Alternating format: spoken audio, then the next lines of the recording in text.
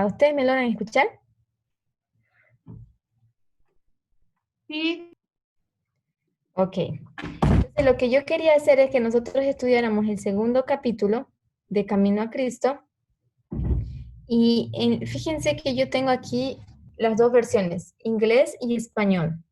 Entonces, es importante a veces conservar el idioma para para que nosotros podamos preservar ah, el lenguaje original o la idea original, porque a veces la traducción varía un poco. Por ejemplo, fíjense, el título en este capítulo varía. Carolina, ¿tú sabes inglés? ¿Tú podrías traducir el título?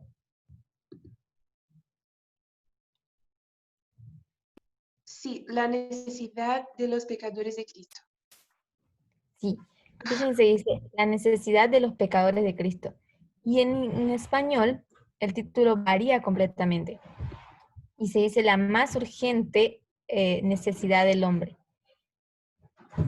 Nosotros podemos suponer que es Cristo la más urgente necesidad del hombre, pero nosotros vamos a ver que en el estudio tenemos que tener clara una cosa.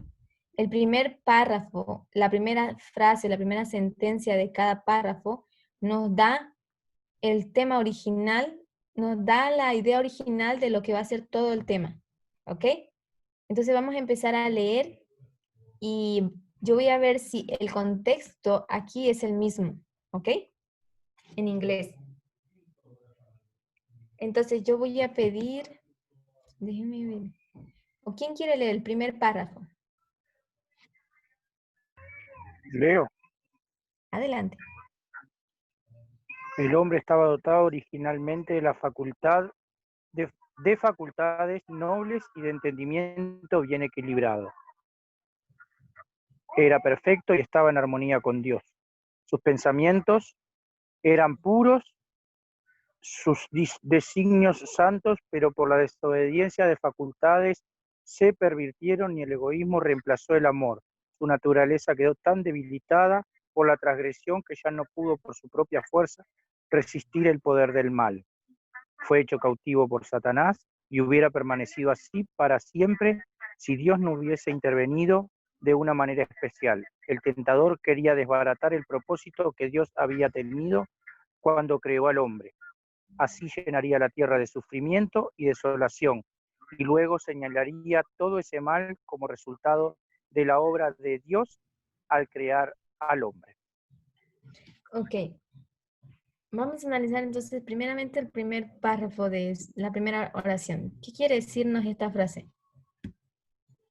El hombre estaba dotado originalmente de facultades nobles y un entendimiento bien equilibrado.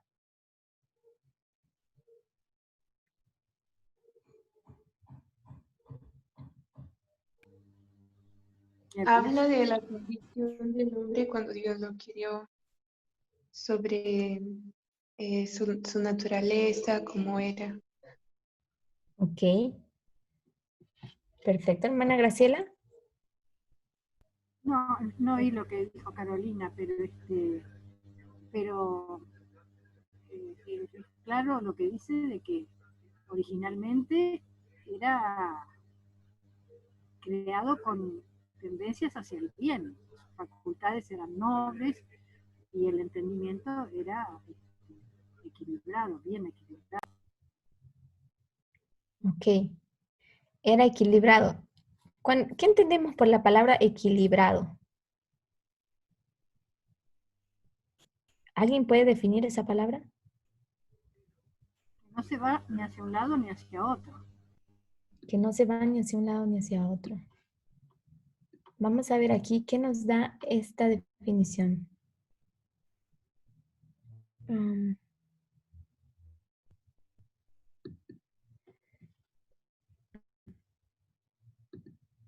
Vamos a ver.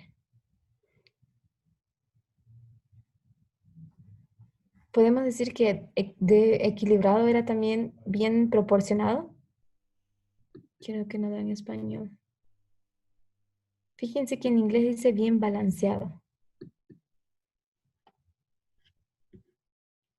¿Alguien puede definir de otra manera la palabra equilibrio? Que no se va al extremo de en un lado. Que no se va en el extremo a ningún lado. Entonces ustedes están tomando el modelo de una balanza, ¿sí? No sé por qué no me vota. Sí, eso es lo que quiere decir. Ok, ustedes están en el modelo de una balanza. ¿Y si hablamos de figura? Eso ella lo dice en otro lado y habla de la simetría, pero eso es una Eso, cuestión de aspecto.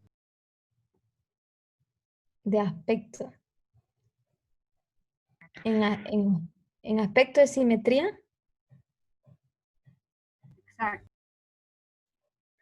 pero entonces, ¿esta frase aquí está hablando de aspecto o está hablando de...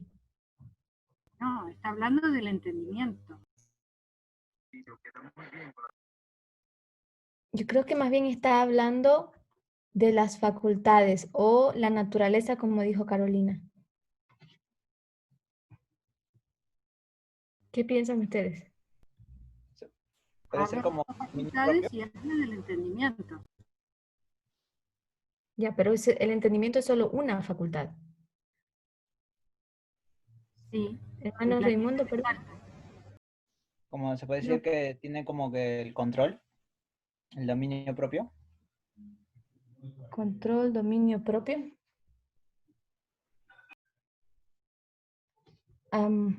Amplíe un poquito la idea.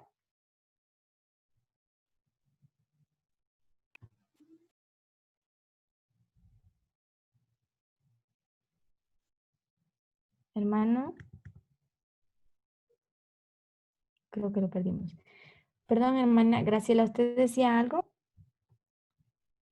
No, que el entendimiento es eso, o sea, eh, por supuesto, es una facultad, pero ella lo explicita separado, o sea, haciendo énfasis en su entendimiento.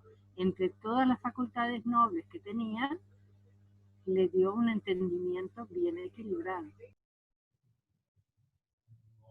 Mire, solamente para revisar esa palabra, usted se enfoca en esta palabra, entendimiento.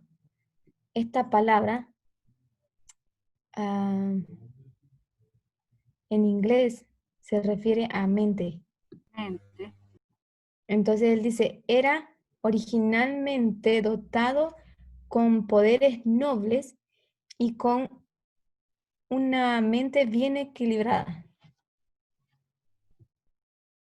creo que esa Entonces, sería la mejor traducción, más que entendimiento, una mente bien equilibrada. ok. Entonces, sintetizando eso, podemos decir que él está hablando, como dijo nuestra hermana Carolina, de la naturaleza del hombre, ¿sí? Porque, ¿qué entendemos con sus facultades nobles o sus poderes nobles? ¿Qué son los poderes nobles? Las facultades superiores. Ah, Uno. ¿cómo defines eso? ¿Cómo puedes probar eso? Que los poderes nobles son las facultades superiores. No, en realidad no. Yo creo que está equivocado lo que dije. Simplemente que sus facultades estaban bien. Creo que esto quiere decir. Muy Sí, bien. sí, pero mira, si tú lees en inglés como en español, dice, el hombre estaba dotado originalmente de, y empieza a mencionar dos cosas, porque hay un y, tanto aquí como aquí, que determinan dos cosas, que separan dos cosas, o que unen dos cosas, ¿sí? Entonces nosotros vemos que el hombre tenía poderes nobles, en inglés lo dice, en español son Ujú. facultades nobles, y tenía una mente balanceada. Yo diría que la mente balanceada hace referencia a las facultades superiores. Entonces, hablando de nobleza, ¿dónde nosotros encontramos el sentimiento de nobleza? en nosotros? O esa característica. Normalmente en el corazón, que sería las En facultades el corazón. inferiores. Exactamente. Nosotros podemos mostrar la nobleza en nuestro corazón, en nuestras palabras, en nuestras acciones, pero todo eso siguen siendo facultades inferiores, ¿sí? Pero fíjense que aquí en este texto nos muestra que la naturaleza del hombre tenía sus facultades inferiores, sus sentimientos eran puros, sus intenciones eran puras, eran santas, pero también su manera de pensar, no solamente el actuar, no había maldad en ellos. ¿Ok? Desde ese comienzo nos muestra este capítulo, vamos a ir viendo paso a paso, que en este capítulo nosotros vamos a descubrir cómo que Dios creó al hombre y en qué momento se tornó este hombre, se tornó a esta persona lo opuesto y por qué es que Cristo llega a ser la necesidad de los pecadores. ¿Ok? Porque en español no dice que Cristo es la mayor necesidad, pero en inglés lo dice.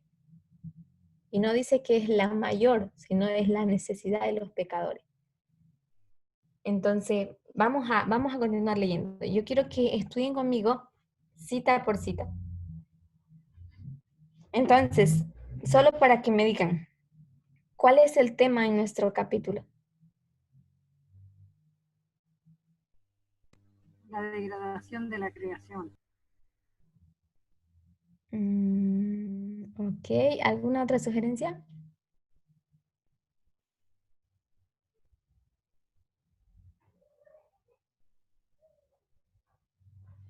¿Cuál era la pregunta, hermana? Disculpe. ¿Cuál es el tema de nuestro capítulo? Sería la necesidad a estos poderes nobles y a una mente balanceada, que sería Cristo. Ok, la necesidad. Ok, ¿alguien tiene otra sugerencia?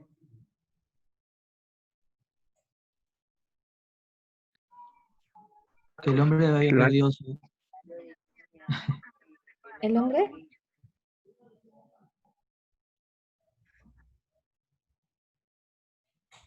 ¿Cuál, hermano Matías? ¿Puede repetir?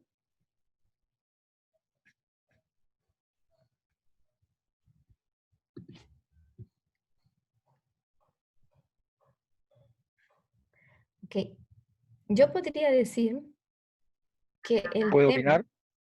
Adelante. Considero Se escucha entrecortado. Y yo ahora no oigo nada. Yo tampoco ahora. Hermano Jorge, perdí su audio. Ay, se me fue. Ahora sí.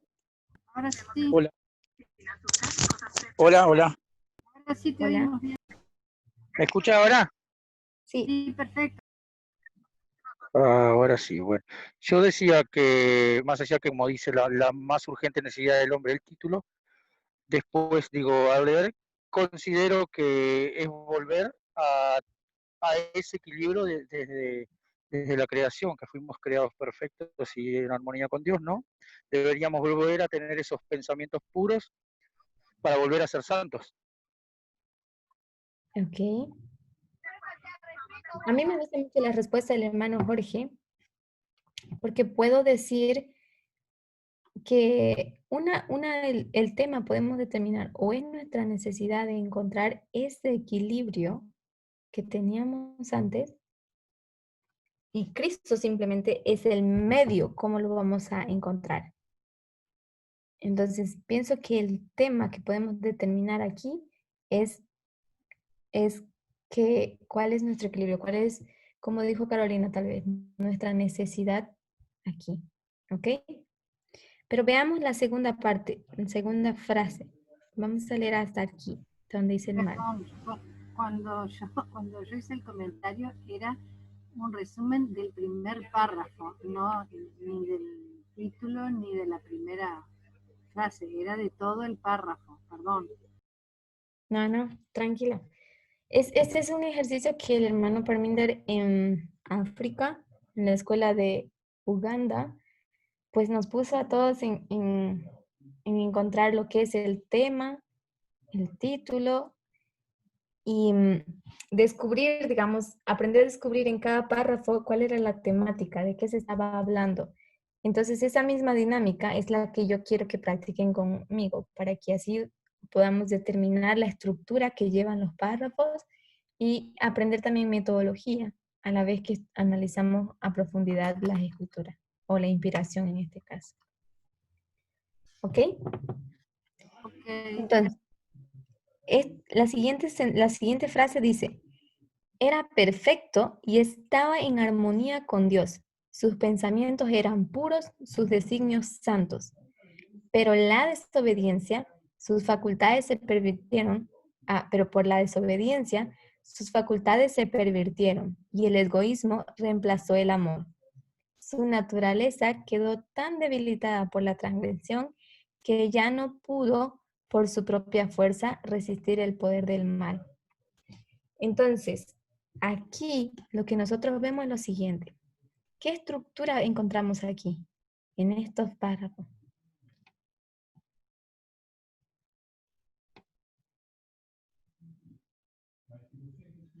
ahí están comparando y contrastando. Eso, comparamos y contrastamos. ¿Qué comparamos? Cómo era antes y cómo quedó después. Ok, el estado de antes y el después, ¿sí? El estado de él. ¿Y cómo Disculpa, era antes? Marita, ¿sería causa y Adelante. efecto también? ¿O ¿Cómo no? usted ve causa y efecto? Cuando dice pero por la desobediencia, o sea, antes eran perfectos y por causa de la desobediencia pervirtieron todo eso, perdieron todo eso, se debilitó la naturaleza. Sí, también es causa y efecto. Sí, me La parece causa fue que es el correcto. cambio fue la desobediencia, sí. Sí, me parece que es correcto. Podemos decir que es causa y efecto también. Pero hay aquí, fíjense, cuando dice era perfecto y estaba en armonía con Dios, ¿está hablando de quién? ¿No? Del hombre, nosotros. Del hombre. No, o sea, nosotros, ¿sí? Fíjense que en la primera frase no nos describe que el hombre estaba en armonía con Dios. Ahora aquí nos está describiendo y amplía su descripción y dice, sus pensamientos eran puros y sus designios santos. Solo en esta frase vamos a encontrar qué estructura. Ampliación, repetición y ampliación. ¿Qué repite? ¿Cómo era su estado? Pensamientos puros, designios santos. ¿Ok? Pensamientos puros, designios santos. Y como dijo la hermana Graciela, está describiendo el estado original del hombre, de su naturaleza. ¿Ok? Esa era su naturaleza. Fíjense que él amplía aquí, sus pensamientos eran puros y sus designios eran santos. ¿Esos son facultades superiores o facultades inferiores? Superiores. Superiores, ¿verdad? Y al decir era perfecto y estaba en armonía con Dios, ¿qué tipo de facultades podemos decir que son? Yo creo que está hablando de las dos. ¿Cómo se ve las dos? Porque para ser perfecto tenía que estar en armonía en ambas esferas. En ambas esferas, sí. Pero al decir era perfecto, perdón, ¿alguien quiere hablar? Sí, Solange, o sea, viendo el párrafo siguiente, que dice ahí que por la desobediencia sus facultades se pervirtieron y que el egoísmo reemplazó al amor, Yo diría que en el primer término la perfección habla de que las facultades superiores estaban controlando las pasiones inferiores y que después de la caída ese orden se invirtió. Exactamente. Exactamente. Ahora es lo mismo que yo quería mostrar en este párrafo. Él era perfecto y él estaba en armonía con Dios. Esas son dos acciones que podemos decir. ¿Ok? El estar en armonía con Dios, el obedecer a Dios eran acciones. Pero estos son pensamientos, eran puros y sus designios eran santos. Esas sus facultades, él podía solamente obedecer porque él entendía las cosas y porque él deseaba, pensaba cosas santas. Entonces, estas facultades superiores gobernaban estas facultades, el aprender en la obediencia, el ser perfecto y el estar en armonía es equivalente a ser obediente aquí, en contraste con este otro párrafo, donde dice, pero como dijo el hermano Néstor, la desobediencia y sus facultades se pervirtieron. Aquí ya no, el hombre, cuando él incurre en obediencia, ¿qué es lo primero que él deja de ser? Perfecto. Deja de ser perfecto. ¿Aún estaba en armonía con Dios? No, No. Podemos decir que sí, pero parcialmente, no 100%, porque él hablaba aún con Dios. Dios habló con Adán después de incurrir en pecado, pero no tenía un 100% de armonía con él, como era antes, porque ya había incurrido en desobediencia. ¿Están de acuerdo con eso? ¿O cómo ustedes ven ese párrafo?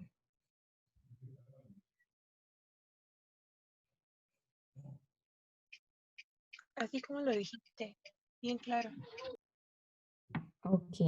O sea, yo, en la parte que dice armonía, significa que tenía comunicación con Dios. Entre otras cosas. Eso quiere decir también que sus pensamientos eran como los que sometidos, digamos, a los pensamientos de Dios. Su voluntad era sometida a la voluntad de Dios. Porque el hombre era como un niño. No conocía muchas cosas, pero tenía plena confianza en los papás. Podía dormir tranquilo porque sabía que Dios estaba en armonía. Y aunque algunas cosas, por ejemplo, como Adán no entendía por qué se le había prohibido, tal vez no lo entendía, por qué se le había prohibido comer de cierto árbol del fruto, él ni siquiera pensó en por qué es prohibido en ese momento. Él simplemente dijo, ok, no había esos pensamientos o esos deseos de contrarrestar o, ¿cómo se dice? Lo opuesto de agradar o desagradar a Dios. No había contienda o disputa de él en contra del Padre. Ni siquiera se interrogaba sobre ese asunto. Había plena confianza. Pienso que esa confianza, el pensar en que Dios sabía que era bueno y que era puro para él, era lo mismo que él hacía. Como no tenía otro modelo más que Cristo, era lo único que él podía pensar. ¿Me dejo entender? sí, ¿Ustedes se han puesto a pensar cómo era Adán? ¿Por qué él cuando se le dio la orden de cuidar del Edén, por qué él no cuestionó cómo lo hago? ¿Por qué él no cuestionó por qué no tengo que tocar ese árbol? ¿Qué tiene de malo? ¿Se han puesto a pensar sobre eso? justamente porque estaba en armonía. Él no cuestionaba la voluntad de Dios. Él entendía naturalmente que la voluntad de Dios era perfecta y él lo encaraba así, con total naturalidad, o sea, porque estaba en la... Exactamente. Venía Entonces, confianza infantil. perdón, Caro, más fuerte.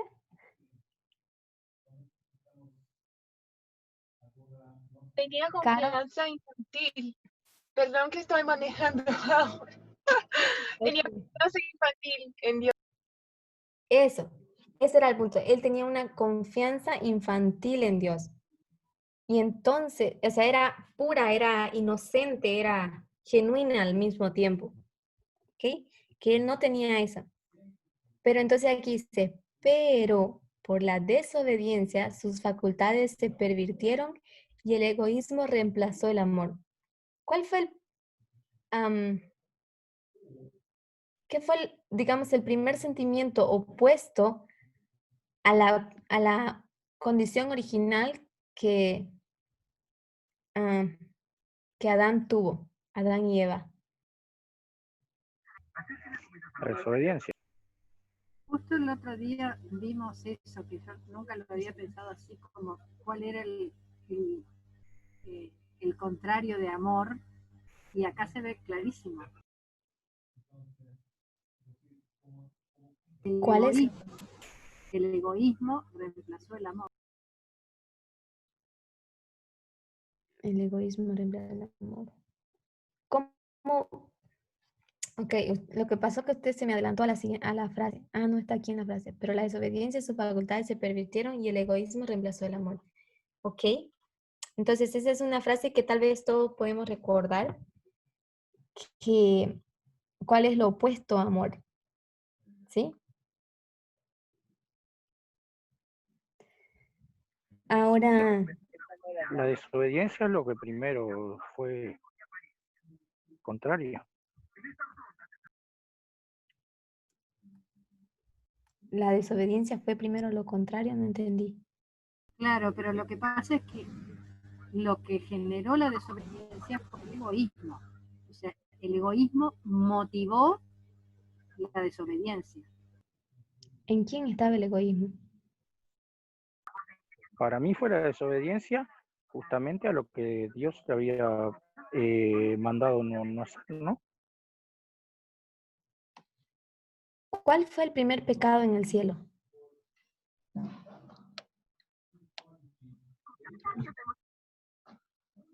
¿Los celos? Los celos. Los celos. Y los celos también podemos llamar como mismo pecado codicia.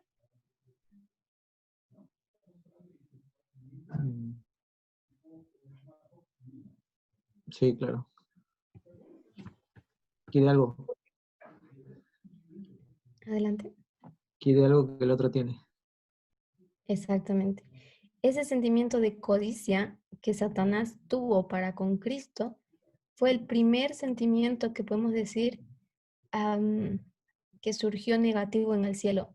Después estaba la vanidad de él al verse bonito, lindo, ver que él podía también ser semejante a Cristo. ¿Ok? Entonces, aquí, quien incurre en ese pecado, nosotros sabemos que Satanás introduce el pecado al Edén, pero para ser introducido, alguien del Edén necesitaba incurrir en ese pecado. Y Eva fue la que ella codició en un momento la mentira o el resultado de la mentira que la serpiente le dice, que Satanás le dice que ella sería semejante a Dios, que conocería el bien y el mal. Entonces nosotros podemos ver que en ella había un sentimiento de codicia. Y en su sentimiento de codicia, ella no pensó en su pareja. Hermana Solange, ¿Mm? disculpe, ¿podría ser también la presunción? Porque ella al pensar de que iba a poder comer ese fruto, Dios en su infinito amor le iba a perdonar de esa desobediencia. De nuevo, no sé si entendí el punto. Podría ser que ella tenía presunción porque conocía del amor de Dios y ella podría haber pensado que Dios le iba a perdonar esa desobediencia.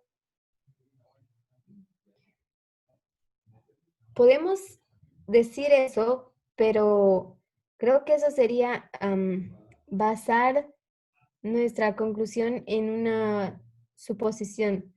Y eso se llama, ¿cómo se llama eso en el movimiento? ¿Cómo le llamamos eso? Eso sería, creo que sí tienes razón, presunción en ese caso. O cuando tú supones algo sobre el futuro, eso es, no recuerdo la palabra, se fue de mi vocabulario. Pero volviendo aquí, puede ser ese un pecado, sí, que estuvo ahí también presente. Pero el pecado que llevó, o sea, la razón por la cual ella incurrió en la desobediencia era que había codicia en ella. Ella no quería a Cristo porque ella necesitaba, ella quería ser igual a Cristo, porque eso fue lo que Satanás le dijo. Y muchas veces nosotros necesitamos aprender a diferenciar ese aspecto. Nosotros podemos llegar a ser similares a Cristo, pero no podemos olvidar que solamente con Cristo podemos hacer eso. O sea, necesitamos de Cristo para ser como Cristo. Pero ellas tenían esa lógica. Nosotros no necesitamos de Cristo, pero vamos a llegar a ser semejantes a Cristo o iguales a Cristo, es lo que ellos querían. ¿Sí?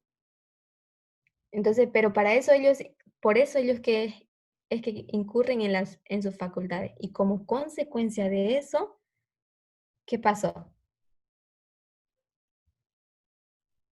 Se pervierte sus facultades. Y lo que antes era amor en ellos, se reemplazó por egoísmo. ¿Se entiende? Sí. Entonces, solo en la frase, la desobediencia es la que llevó a ellos a perder esa naturaleza santa y perfecta que ellos tenían. Esa es la causa y el efecto es su egoísmo. ¿Okay? El egoísmo reemplaza todo la naturaleza, todo el amor que ellos sentían.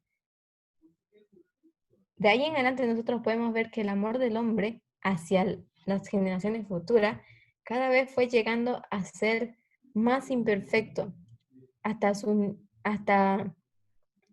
llegar a los niveles que como la anciana Tess hizo, llega como al ateísmo, a negar a Cristo, porque ya no se trata solamente de amor entre hombres, sino que también es negar el amor hacia Dios. O sea, si ya tú pierdes todo el amor hacia tus prójimos, por ende vas a llegar a terminar perdiendo el amor hacia Dios en cierta manera. Y hemos visto eso en la escala del trato con la iglesia, del mundo o del Estado que tiene con la iglesia.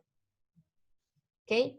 Fíjense que el Estado, ellos no, ni el Estado ni la iglesia tienen el reflejo correcto de lo que es el amor, o el concepto correcto de lo que es el amor, ni cómo se puede ver, porque en su naturaleza misma ya está pervertida. Cada uno busca sus intereses, y vemos eso en el rey del norte y el rey del sur, en su comportamiento y en su carácter de ellos. ¿Ok? Fíjense, también adelante. Eso a veces me confundo un poco cuando usted ahorita ha dicho eso, ¿no? Que no se entiende el concepto del amor bien en la iglesia y obviamente en la humanidad, porque llegaron al ateísmo. Y mi pregunta es, cuando hay personas que dicen que pueden alcanzar lo moral, ¿no? O sea, los 6 últimos mandamientos, ¿no hay una pequeña contradicción con eso? O sea, el amor al prójimo como que les está dando a ellos una esperanza de amar a Dios también, o saber amar a Dios. Sí. Entonces, ¿cómo lo contrastaría, o cómo lo compararíamos con lo que dijo del ateísmo, o de que no hay un concepto del amor? Ok, sí tienes razón. el hecho de poder guardar los 6 mandamientos te enseña cómo tú tienes que amar a Dios. De la manera en que tú amas a tu prójimo, muestras ese mismo tipo de amor a Cristo. No puedes tener un amor mejor para Cristo que para tu prójimo, porque eso sería ser mentiroso, dicen las Escrituras. Pero lo que yo quise hacer es mostrar el concepto, digamos, en el modelo del Rey del Norte y Rey del Sur, cómo la iglesia tiene un concepto de amor.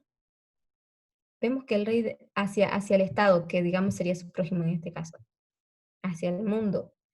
Vemos que en el Rey del Norte la iglesia oprime al pueblo, oprime al Estado, digamos. Ella está gobernando sobre el Estado. Pero vemos en el modelo del Rey del Sur, el Estado oprime a la iglesia hasta el punto de ambos casos como empezar a aniquilar a la gente, a las personas, a su prójimo, a su oponente, digamos. Entonces, en ese caso, en este punto me refiero. Definitivamente considero que el Señor está haciendo una reforma en su pueblo. Y esos mandamientos sí nos enseñan cómo tenemos que amar a Dios, pero estamos en un proceso de aprendizaje de cómo hacerlo. El mundo está despertando recién a esa realidad, de que había siempre la pequeña rayo de esperanza de que el mundo puede ser un lugar mejor.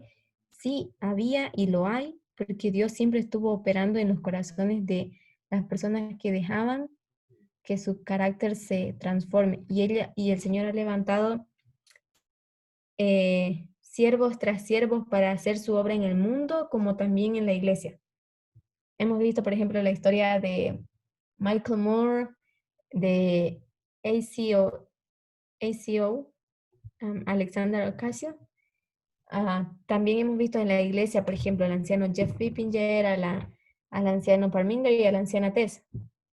El Señor sigue, o sea, siempre ha estado operando para restaurar, pero a pesar de que tenemos tanta luz, aún no tenemos ese amor perfecto. Estamos en proceso de alcanzarlo a medida que nosotros permitamos. Y eso es lo que el Señor está haciendo, es un proceso de restauración. Y nosotros estamos pasando eso. Tenemos que revertir este daño que la desobediencia nos ha causado, de reemplazar el egoísmo por el amor. Necesitamos revertir nuestras facultades y eso es un proceso, a eso me refiero. Todavía, aunque estamos tratando de hacer lo correcto, todavía es imperfecto. Aún con esta luz que tenemos, todavía nuestro amor es imperfecto. Pienso que en algunas situaciones todavía necesitamos aclarar o especificar ese aspecto. Necesitamos descubrir pecados dentro de nosotros.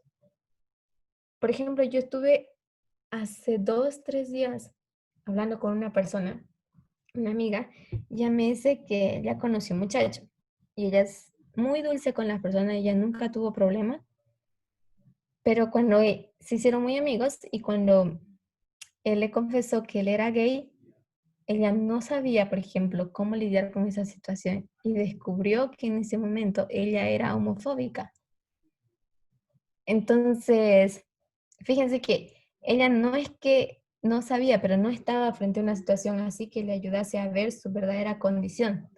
Y creo que nosotros estamos en un proceso como pueblo de Dios de enfrentar situaciones o como nosotros le llamamos, pruebas, para descubrir cuáles son nuestros pecados, nuestros defectos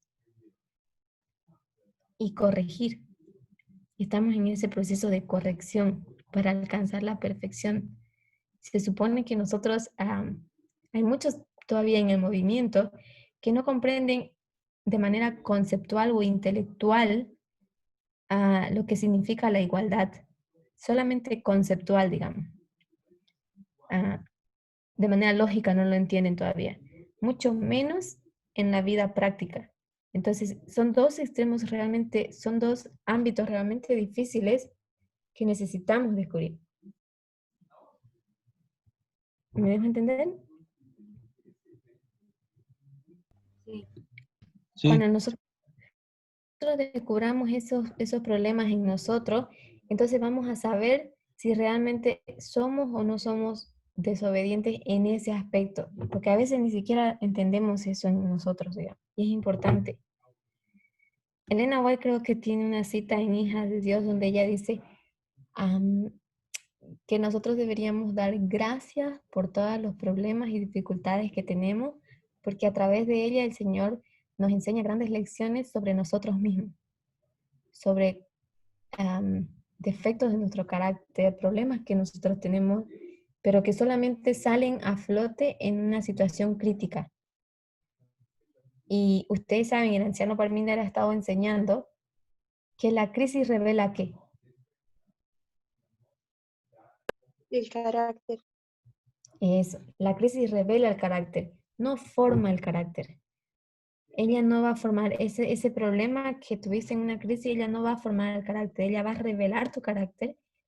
Y si tú realmente tienes humildad, tienes deseo de cambiar, entonces el Señor proporcionará tiempo o circunstancias para que tú puedas cambiar, pero eso va a revelar problemas en tu carácter todavía, cada circunstancia crítica que enfrentemos. Y es lo mismo. Yo pienso que cada circunstancia crítica que tenemos es para revelar algún defecto sobre nuestro carácter o sobre nuestras facultades que necesita ser bien balanceado, que necesita ser bien equilibrado para cuando Cristo venga o antes aún, para cuando tengamos que tratar con las personas del mundo.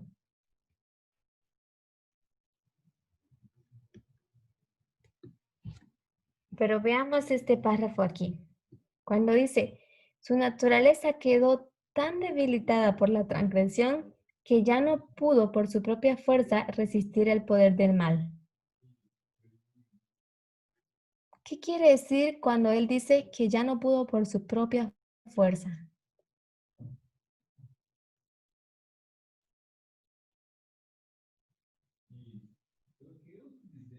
Porque originalmente al tener esas facultades nobles, él podía con sus propias fuerzas resistir el mal, pero al desobedecer y permitir la entrada en el pecado, su naturaleza se debilitó, que ya él solo no pudo más resistir.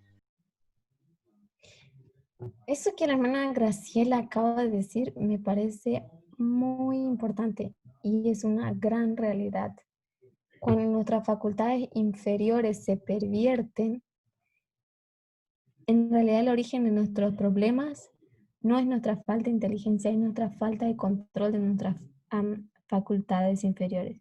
Porque por imprudencia hablamos rápido o ofendemos o hacemos daño o reaccionamos de manera impulsiva. Y eso en realidad son las que nos causan los problemas que nosotros tenemos en la vida. Son nuestras facultades superiores, no es la falta de inteligencia, no es la falta de visión, digamos, es simplemente el hecho de no saber controlarla. Porque si tú no conocieras algo, lo que tú haces es te calles hasta que tú aprendas o tú sepas toda la verdad, ¿verdad? Y recién opinas con una base, digamos. Pero muchas veces nosotros actuamos por impulso porque pensamos o nos sentimos atacados y entonces venimos y reaccionamos de manera abrupta y entonces ya esa reacción causa otra reacción en la otra persona y así se desencadena el problema. Y me pareció interesante lo que la hermana Graciela dice.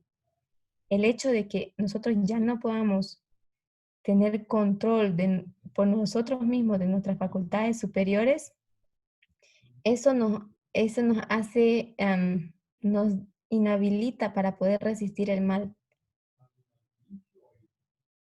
¿Ok?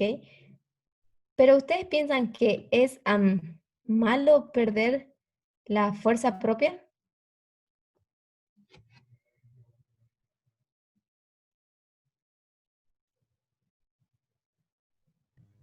Y fue malo Yo porque creo que era más fácil poder dominar el mal con la propia fuerza, pero eso justamente nos lleva a Cristo.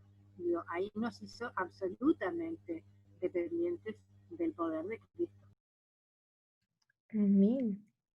Hermana Carolina.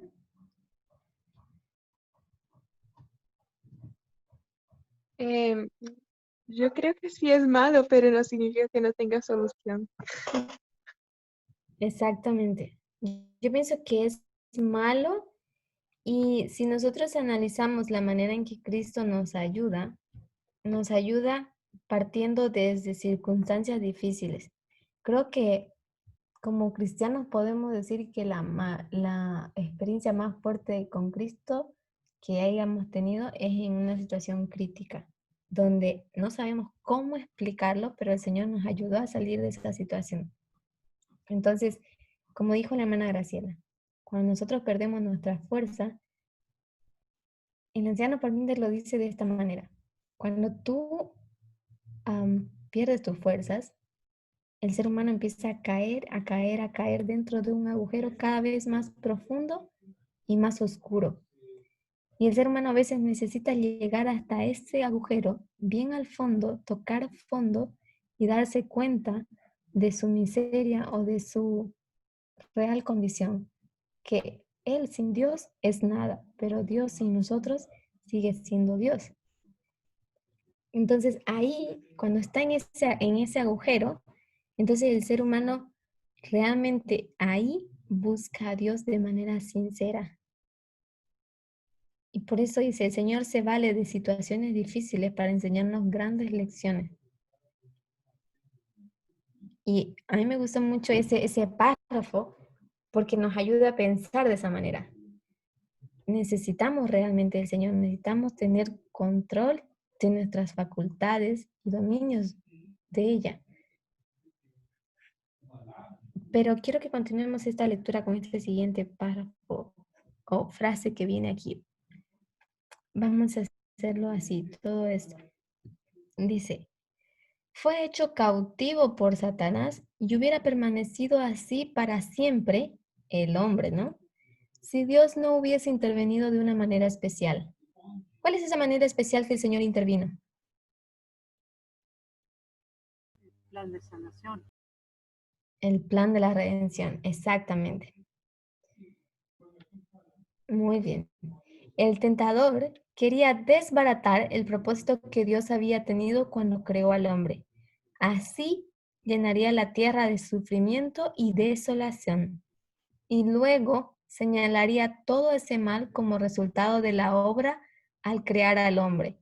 ¿Cuál era su intención de Satanás en esa obra?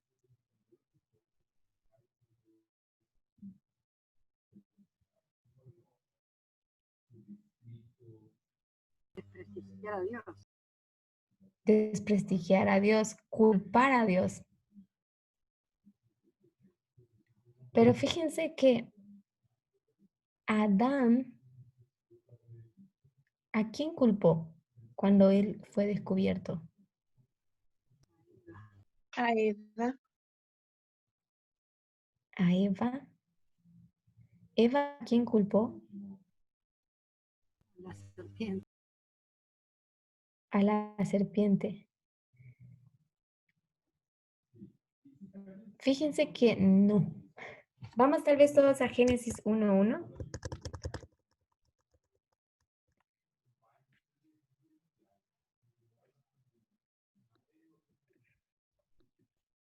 Estoy en Génesis 1:1. Vamos a ver si puedo tener español.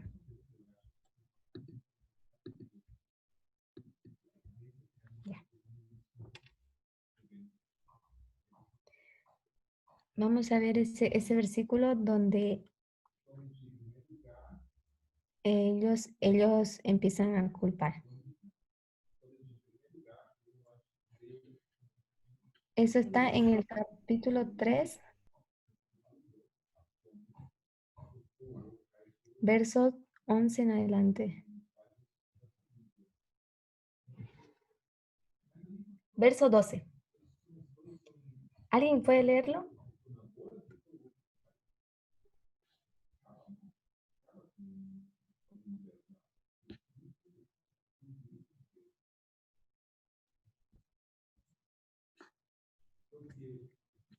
¿Alguien me puede leer? Ah, tienen que leer en la pantalla, ¿no? Lo siento. Ya lo pongo, ya lo pongo. Ya, ahora sí. Aquí, verso 12. ¿Se ve la pantalla? Yo no. No. Uy, déjenme ver, compartir aquí.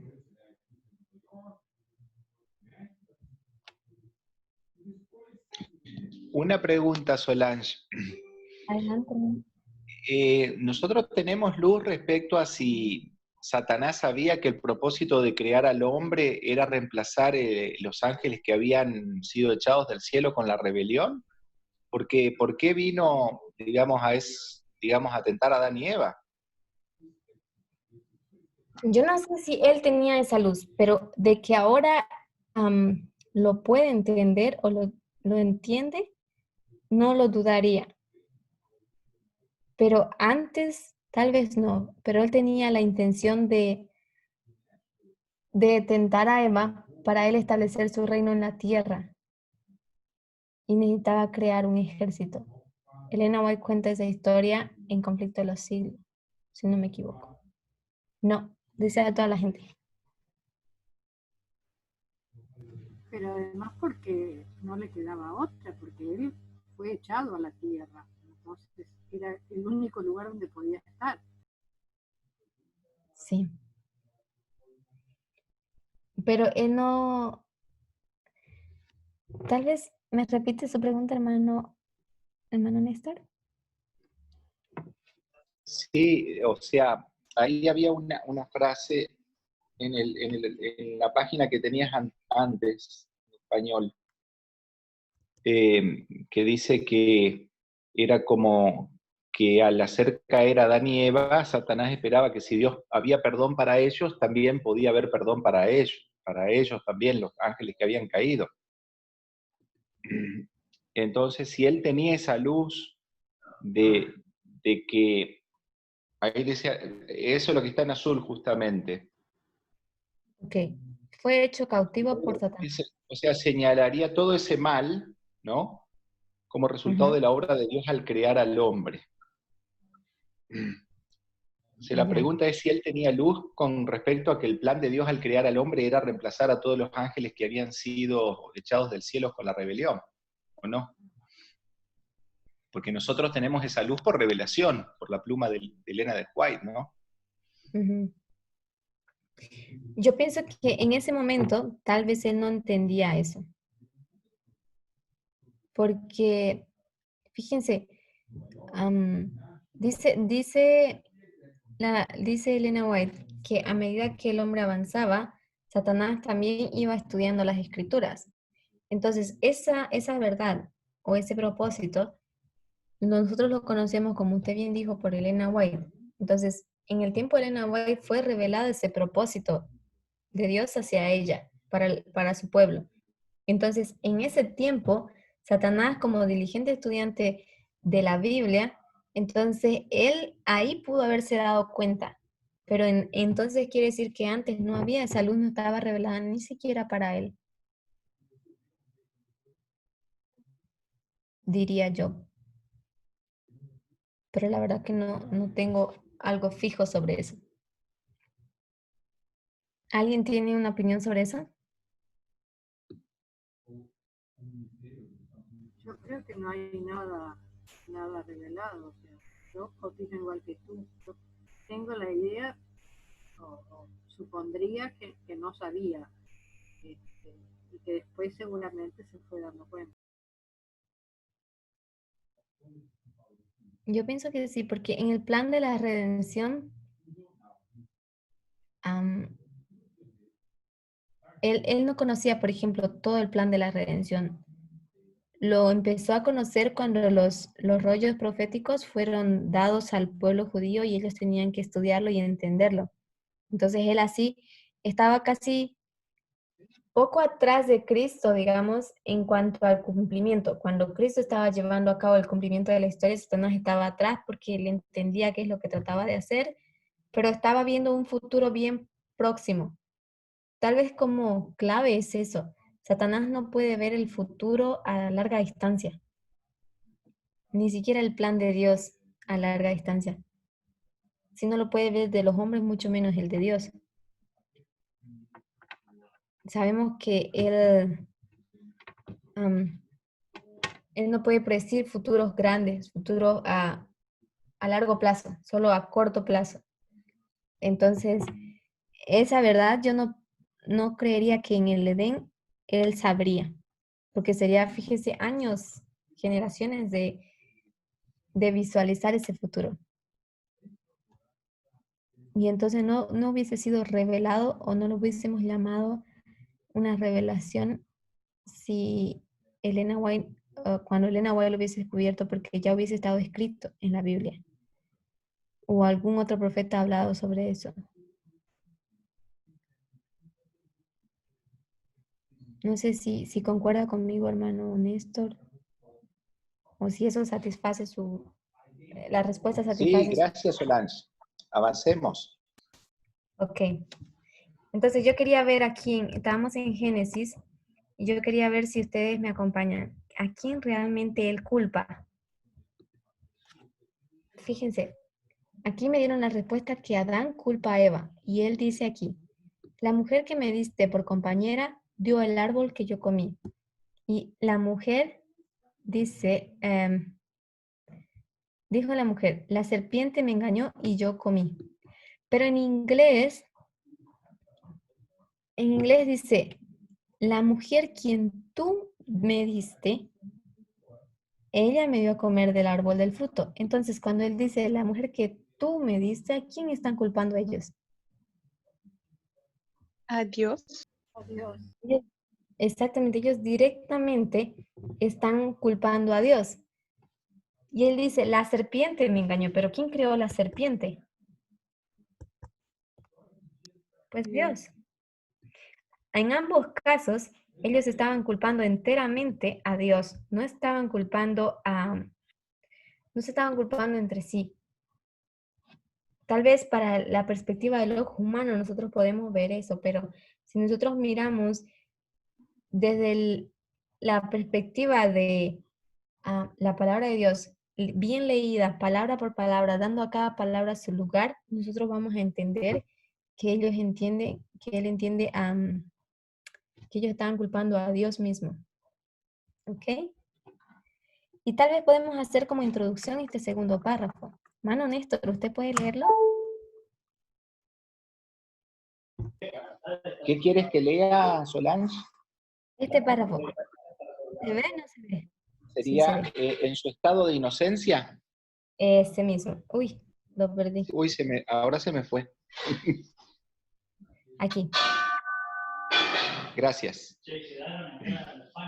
En estado de inocencia, el hombre gozaba de completa comunión con aquel en quien están escondidos todos los tesoros de la sabiduría y de la ciencia. Pero después de su caída, no pudo encontrar gozo en la santidad y procuró ocultarse de la presencia de Dios. Tal es aún la condición del corazón que no ha sido regenerado. No está en armonía con Dios ni encuentra gozo en la comunión con Él. El pecador no podría ser feliz en la presencia de Dios, le desagradaría la compañía de los seres santos, y si se le pudiese admitir en el cielo, no hallaría placer allí. El espíritu de amor abnegado que reina allí, donde todo corazón corresponde al corazón del amor infinito, no haría vibrar en su alma cuerda alguna de simpatía. Sus pensamientos, sus intereses inmóviles serían distintos a los que mueven a los moradores celestiales. Sería una nota discordante en la melodía del cielo. Este sería para él un lugar de tortura. Ansiaría esconderse de la presencia de aquel que es luz y el centro de su gozo. No es un decreto arbitrario de parte de Dios el que excluye del cielo a los impíos. Ellos mismos se han cerrado las puertas por su propia ineptitud para el compañerismo que allí reina. La gloria de Dios sería para ellos un fuego consumidor. Desearían ser destruidos a fin de ocultarse del rostro de aquel que murió para salvarlos. Ok. ¿Cuál es el tema de ese párrafo?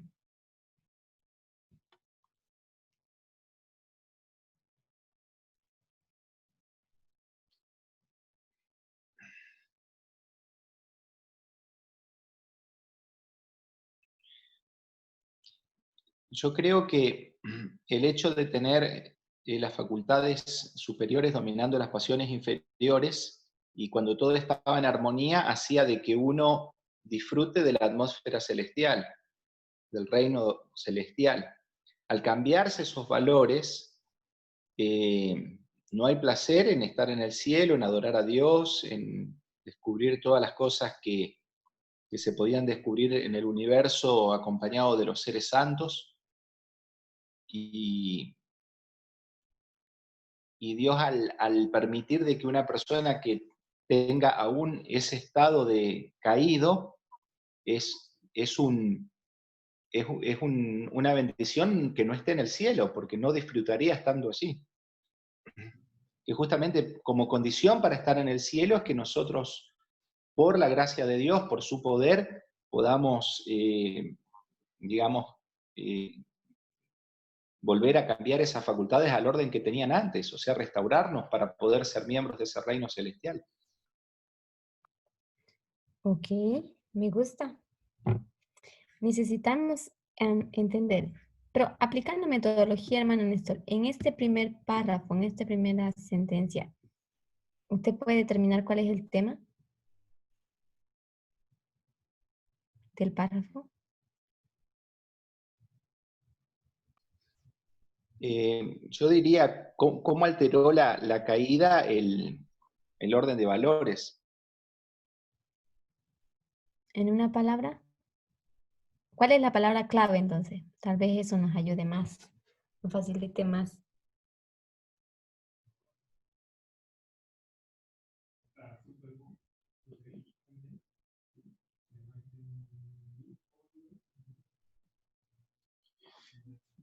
No sé si una palabra, pero diría los efectos de la caída, o la caída, o cambio, ¿qué cambio hubo? El cambio que hubo. Ok. ¿Alguien tiene alguna otra idea? Yo pondría en el mismo color, digamos, inocencia y comunión. Inocencia y comunión. En su estado de inocencia, el hombre gozaba de completa comunión. Separación. ¿Preparación? Separación. No sé Separación. si es solo la primera frase la que está Sí, solo la resaltada. Ajá, solo la primera. Ahí estás contrastando con la siguiente frase. ¿Completa? Completa. Yo creo que esta palabra nos define el tema, el estado. ¿Qué piensan ustedes? Ay. Si hablamos del estado, hablamos exactamente de lo que el hermano Néstor decía. El estado de pecaminosidad, ahora el estado de comparación para lo que era antes con lo que es ahora. Está hablando nuevamente de lo que es su naturaleza. Ahora. Y ahora nosotros vamos a ver, fíjense, lo que hace en este primer párrafo, él va a contrastar nuevamente esto de aquí, con este otro párrafo. Si ustedes toman estos dos párrafos, me dicen cuál es la estructura. Hermano Néstor.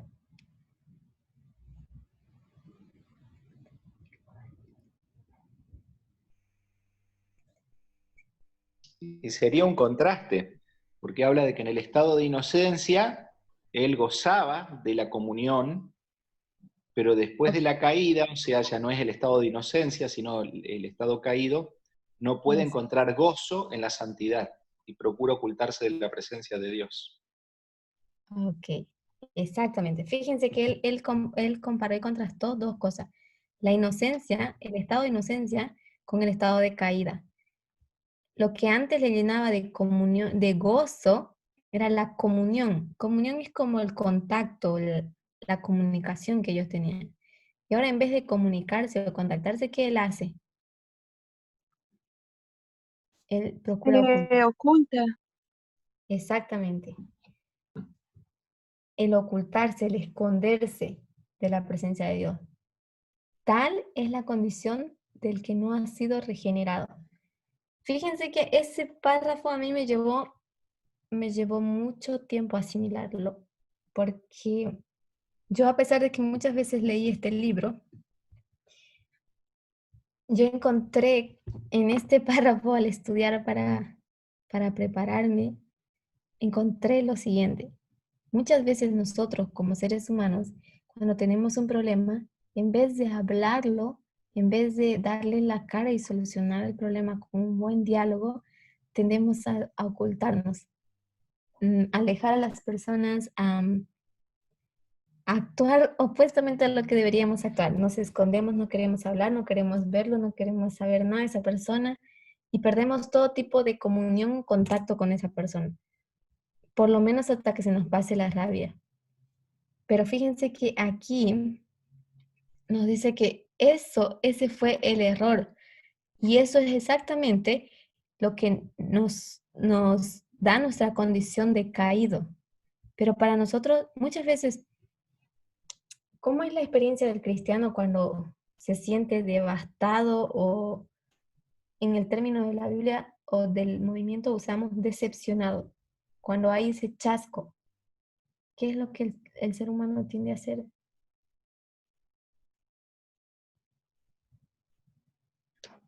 Muchas veces le echamos la culpa a Dios. Eso. Carolina, ¿querías decir algo? En relación con otras personas, yo creo que nos alejamos de las personas. Nos alejamos, pero también nos alejamos de Dios. En esa condición, muchos, no sé si es su experiencia, pero yo por lo menos escuché muchas veces a los hermanos decir, no puedo orar, no puedo cantar, no puedo estudiar, no se sienten bien ni para esa situación. Y es muchas veces, es pues nuestro estado de caída. Y es cuando Satanás intenta introducirnos dudas, pensamientos o desánimo. Y es cuando más nosotros debemos luchar para salir de esa situación. Para mí eso fue como mirarme a un espejo y decir, porque como ser humano todos tenemos esa reacción de querernos ocultar y no ver a la persona, por lo menos hasta que se nos pase la rabia y de recién poder ir a la persona y hablar. Pero lo mejor muchas veces es pues aprender a controlar nuestro temperamento, nuestras facultades inferiores y hablar en su momento con un tono calmo, pacífico. Creo que eso a veces es muy difícil, muchas veces incluso entre hermanas. Hablo familia, es muy difícil, pero es importante lograr eso, obtener hacer esa lucha de autodominarnos, porque en ese intento nosotros fortalecemos nuestra voluntad, fortalecemos nuestras facultades superiores y tratamos de subyugar. Y cuanto más intentemos, pues el Espíritu de Dios también más nos ayudará a salir de esa circunstancia. Ahora esta frase, cuando dice, el pecador no podría ser feliz en la presencia de Dios, se le degradaría la compañía de los seres santos, le desagradaría, perdón, la compañía de los seres santos. Y se le pudiese admitir en el cielo, no hallaría placer allí si se le hubiese permitido. El espíritu de amor abnegado que reina allí, donde todo corazón corresponde del amor infinito, no haría vibrar en su alma cuerda alguna de simpatía. ¿Ustedes pueden imaginarse algo así? Que ante un buen trato, una buena relación, la persona no sienta algo de simpatía.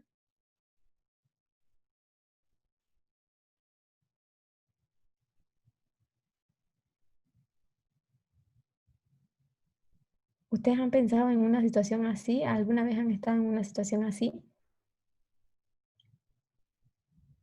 En que una persona no sienta nada de simpatía. No se sienta a gusto cuando la estés tratando demasiado bien. O sea, yo te imagino, o sea, yo te pregunto si alguna vez han estado ustedes frente a una situación donde, qué sé yo, van y visitan a una familia en un lugar X. Y esa familia se esmera en atenderlos, en mostrarles todo el amor, todo el cuidado que desean, o la gratitud por las cuales ustedes están ahí, y ustedes no poderse sentir agradecidos o confortables ahí. O sea, no poder sentir ni siquiera simpatía por ellos. Yo no me consigo imaginar esa situación donde una persona no pueda sentir amor estando en un ambiente lleno de amor. Pero sí pasa mucho, porque muchas veces uno está muy encerrado en sí mismo y no sabe apreciar y no quiere ser amado por tal persona o por tal grupo de personas simplemente porque no quiere retribuir el amor que está recibiendo. Fíjate que en ese ejemplo que tú has dicho y la conclusión, la razón por la cual esa persona no se siente bien, es un motivo egoísta. Porque tú dices, él no lo hace o esa persona no lo hace porque no quiere retribuir. Es, es simple. Esta situación nos explica perfectamente la situación cuando dice aquí, sus facultades se permitieron y el egoísmo reemplazó el amor. La primera cita, en el primer párrafo habíamos leído. La verdad es que yo no tenía entendido cómo esto puede explicarlo, pero ahora que Carolina lo explicó me es más claro. Gracias, Caro. De nada. Pero es cierto, porque muchas veces están frente a situaciones y simplemente por el hecho de nosotros no querer dar algo de nosotros, es que nos es incómodo esa situación. Muy bien, gracias Carolina por aclararme esa duda.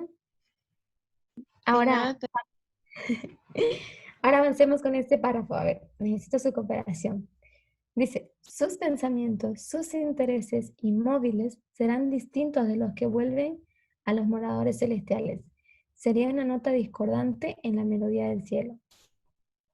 Esto sería para él un lugar de tortura.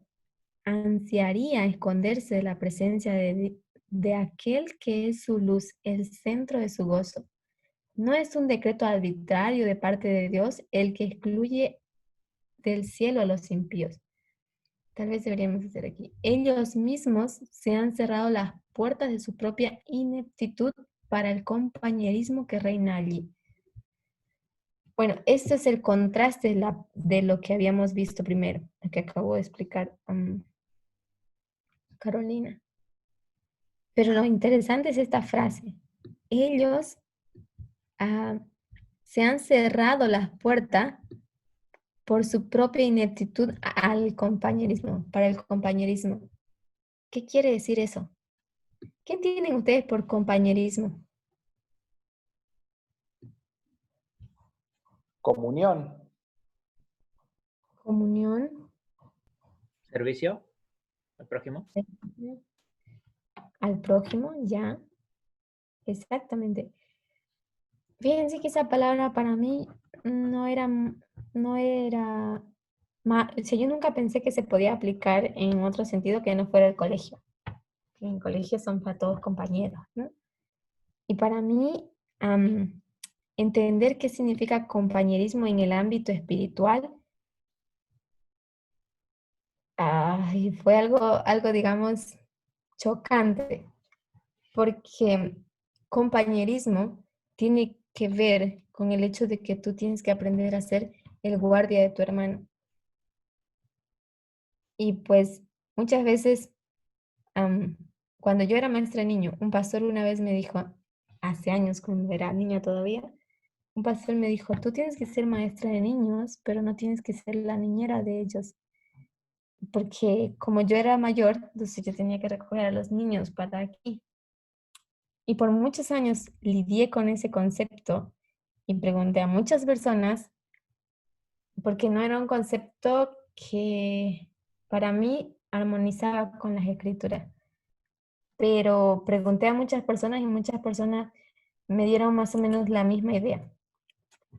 Entonces, como que me costó mucho entender que yo no tengo que ser la niñera de los niños. Y cuando finalmente lo entendí, el anciano Parminder dice, tú debes ser el guardián de tu hermano. Entonces, fue algo que me costó bastante comprender, porque él explica la lógica detrás de todo eso y tiene mucho más sentido que lo que me explicaron todos los pastores a lo que yo había preguntado o a los ancianos o amigos o personas que yo había preguntado. El ser compañerismo significa que tú tienes que ser el guarda de tu hermano. La palabra compañerismo. ¿Qué piensan ustedes sobre eso? ¿Tienen algo que decir?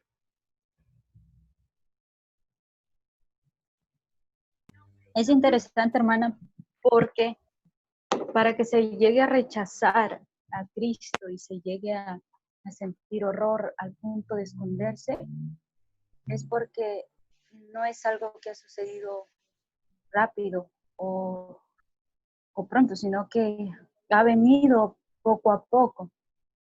Entonces, en cada desprecio del Salvador, cuando ya es su venida y cuando ya Él se manifiesta totalmente, pues es lógico, no se puede aceptar porque se le ha rechazado. Es algo de continuo el rechazo que se ha hecho.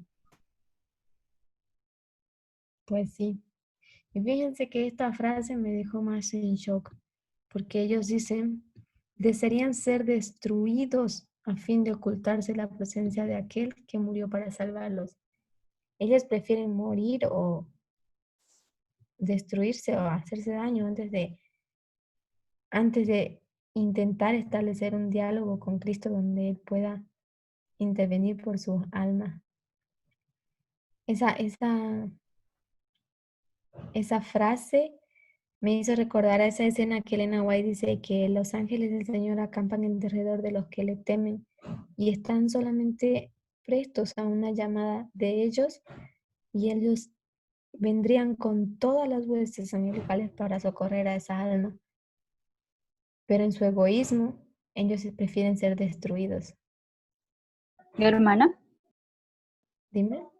cuando, por ejemplo, cuando los fariseos buscaban la ocasión para matar a Jesús, incluso, y después a los discípulos y eso, al punto de llegar a eso es porque su orgullo era sumamente extremo. Y ahora en esa frase que usted ha leído, que ellos desean ser destruidos a fin de ocultar el rostro que él cambió para salvar, pues, yo pienso que es algo como también lo mismo, un orgullo totalmente extremo. Ok, me parece bien. ¿Y qué con el caso de Judas? Judas no tenía orgullo, él se arrepintió, pero tenía que.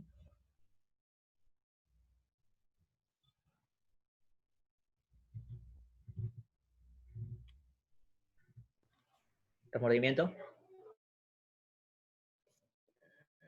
Digamos que él tenía temor de la consecuencia de su traición, digamos. Que antes él prefirió destruirse a sí mismo antes de ir cara a cara con Jesús, aún seguirlo hasta la cruz y pedir perdón. Él todavía podía mediar las cosas con Jesús, por lo menos para morir en paz, digamos. Que ¿ustedes piensan que Jesús no hubiese perdonado esa situación si él de verdad se hubiese arrepentido? Sí, se lo hubiera perdonado. Él lo hubiese perdonado, pero él prefirió destruirse antes de ir y poner la cara frente al Salvador y entrar en comunión con él y pedir perdón. Muchas veces, como dice la hermana Edita, el orgullo es grande y antes de pedir perdón preferimos destruirnos a nosotros mismos o a otras personas.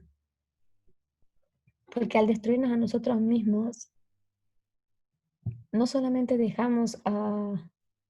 no solamente nos hacemos daño a nosotros. Muchas veces, por ejemplo, las personas cometen suicidio por no querer hablar con Dios, no querer buscar ayuda de Dios.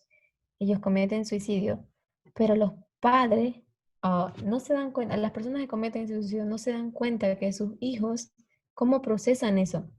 Muchas personas, muchos hijos de padres que se suicidaron, ellos dicen, ¿dónde estaba Dios ahí? Ellos dejaron una impresión errada en Dios, que ni siquiera pueden explicar, aunque no tengan ese motivo, ellos dejaron una impresión errada en la mente de los niños. La mayor cantidad de problemas se dan porque no existe una buena comunicación. las personas se comunican a gritos, a insultos o de mil maneras diferentes, unas llorando, unas, qué sé yo, riendo, pero nunca se sientan a hablar. Por eso para mí era importante entender eso sobre la comunión, cómo es que Dios tenía comunión. Y Elena White dice, Jesús no reía, él solo sonreía, hacía muecas. Porque cuando ríes, ríes de alguien. Y Jesús nunca se rió de nadie. Hermano Entonces, Solange. ¿Mm? Y también me hace recordar, ¿no? Cuando cayeron, ¿no? Adán y Eva, cuando Dios los llama y se ocultan, ¿no?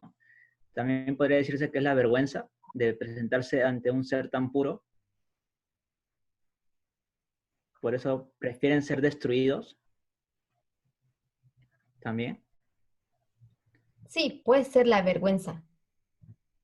Porque Pero un contraste, ¿no? De presentarse ante un ser tan puro y ellos siendo tan pecadores, o en este caso, no en el texto, siendo tan pecadores no podrían resistir. Se sí, sentirían mal. sí. Pero fíjate que aquí en el contexto, la hermana White no nos habla de que ellos se sienten avergonzados. Ella dice, sus pensamientos e intereses móviles serían tan distintos a los que mueven los moradores celestiales. Serían como una nota discordante. Ese lugar tan agradable sería para ellos un lugar de tortura.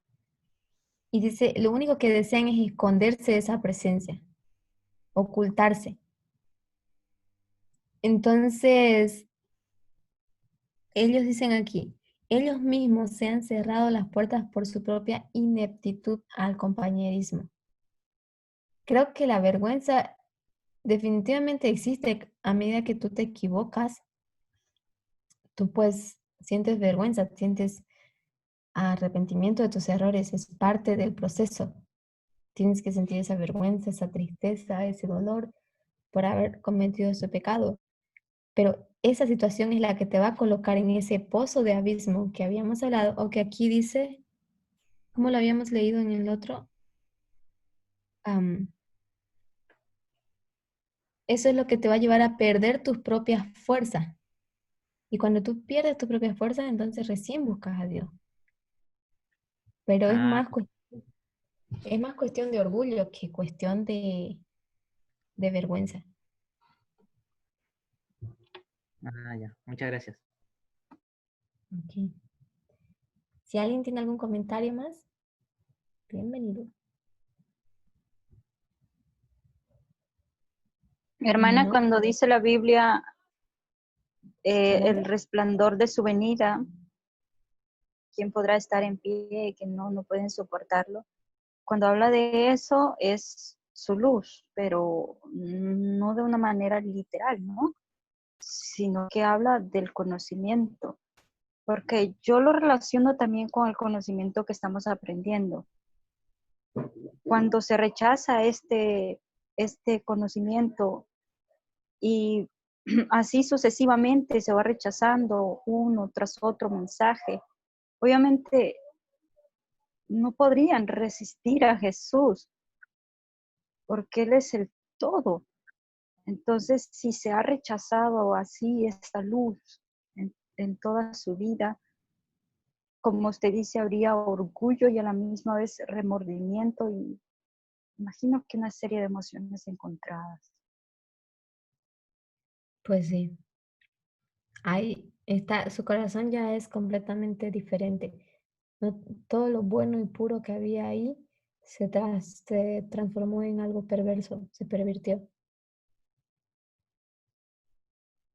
Y es por eso que yo puse esa comparación como el estado, de la condición de Estado sobre iglesia y iglesia sobre Estado, el rey norte y el rey del sur.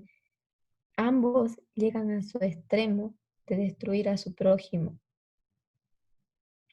Entonces, en ambos, el extremo es donde la iglesia domina y controla totalmente al Estado para hacer su voluntad, imponer la religión a las personas.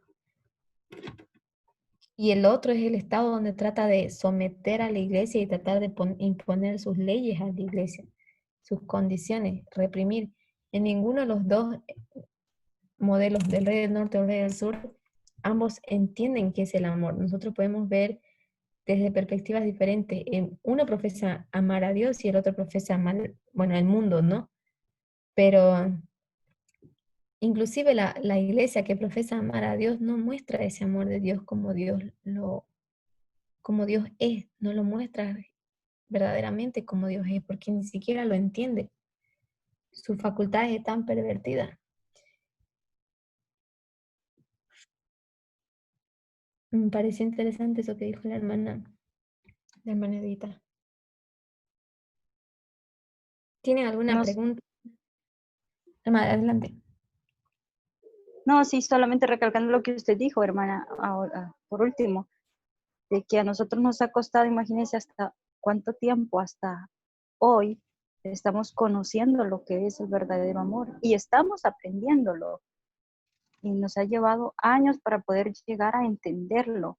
Entonces, no digamos la iglesia en sí, que profesa tener el amor, pero que en realidad no lo comprende. Nosotros éramos unos que no entendíamos. Estamos aprendiendo ahora. Exactamente. Pienso que todos estamos en ese proceso. No, pero yo solo dije a la iglesia porque es el modelo del Rey del Norte. Pero no es que esté atacando a la iglesia. Pienso que es una falta, un error de todos, que necesitamos entender bien la perfección del carácter de Dios. Necesitamos comunicarnos con Dios, entender cómo Él habla, cómo Él piensa, cómo Él actúa, tratar de colocarnos en su mente para nosotros poder imitar esa imagen. Pero si nosotros nos ocultamos y nos negamos al diálogo, a la comunicación, comunión con Él, entonces eso no va a ser posible. Porque mientras nosotros aprendemos algo nuevo de la Biblia, en nuestra mente surgen dudas sobre nuestros conceptos errados y todos los días que rompemos la comunicación con Dios, el enemigo avanza, nuestras dudas crecen. Pero si nosotros, por lo menos fue mi experiencia con Dios.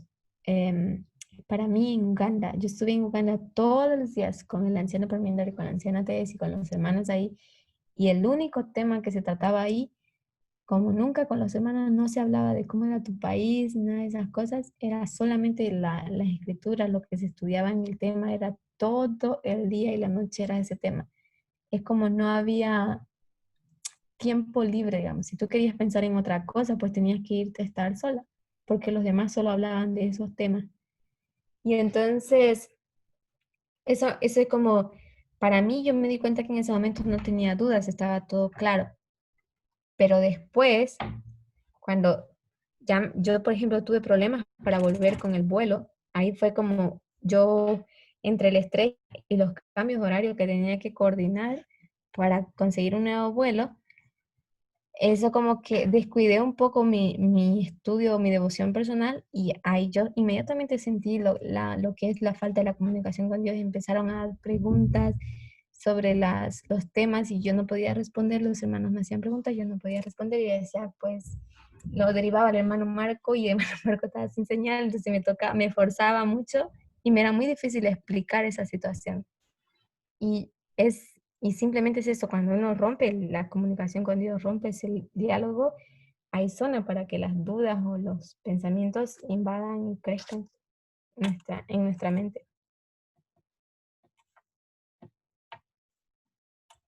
Es verdad, hermana, así es. Bueno, pues entonces ahora, para cerrar, yo quiero motivarlos a seguir estudiando este libro así a detalle. Si ustedes tienen preguntas, siéntanse libres para hacerlas. Y podemos cerrar ahora si no hay más preguntas.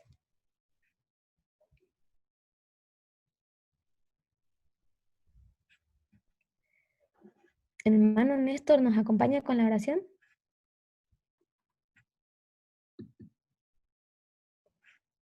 Uy, creo que no está el hermano Néstor. Sí, estoy aquí. Ah, ok. Amante Dios y Padre Celestial, que tú estás en el cielo, y también con nosotros a través de tu Santo Espíritu, dirigiendo nuestras mentes, nuestro corazón. Te quiero dar gracias, oh Dios, porque como grupo empezamos a estudiar este libro maravilloso en profundidad, en detalle, y porque tú nos estás mostrando al ver las estructuras también cuál era tu plan original y el propósito que tú tienes para nosotros como hijos tuyos antes de que llegue el fin del mundo. Que podamos entender este mensaje, en primer lugar, para cambiar cada una de nuestras vidas, terminar de transformarnos a tu imagen para poder recibir tu sello, y también que entendamos para poder llevarles al mundo un evangelio cargado de amor, sin discriminación, que muestre cuánto realmente tú has amado al mundo, a la raza humana, al hombre, para dejar toda tu gloria allí en el cielo y hacer este plan maravilloso de la redención, sin el cual estaríamos todos eternamente perdidos. Oh Dios, que podamos entender estos temas, que no le demos la espalda a una salvación tan grande y que nos podamos apropiar por tu gracia y por tu poder de esta herencia maravillosa que tú tienes preparada para cada uno de nosotros. Que con sabiduría también podamos compartir a otros estos temas que vamos entendiendo cuando sea el momento apropiado, y que tú te manifiestes con tu gloria y tu poder a través nuestro en un mundo que realmente está en oscuridad y en tinieblas. Bendice a cada uno de los hermanos de los ministerios de todo el mundo que estamos estudiando estos mensajes. Bendice a cada uno de los seres queridos y familiares que representamos también, y acompáñanos en el resto de esta semana que ha comenzado. Te pedimos y te agradecemos todo, oh Dios, en el nombre santo de tu Hijo amado Jesús. Amén. Amén, Señor.